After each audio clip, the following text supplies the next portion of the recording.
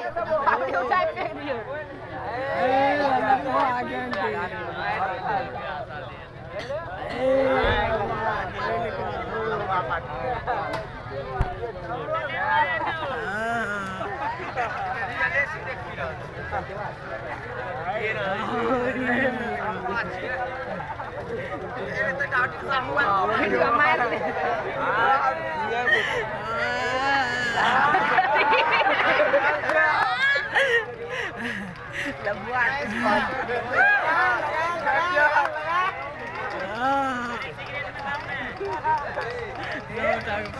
तुम बहुत किस्मत वाले हो यार, किसी की एक बार शादी होना मुश्किल है और तुम 4 बार शादी की सोच रहे हो, वो भी दहेज लेकर।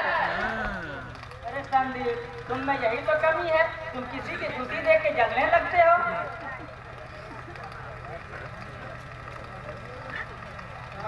जलने से क्या होगा यार, किस्मत थोड़ी ना बदल जाएगी।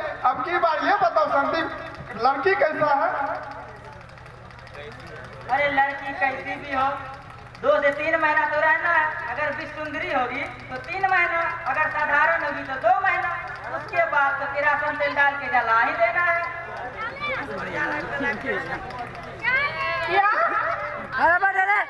अरे बस जला के मार डालोगी क्या?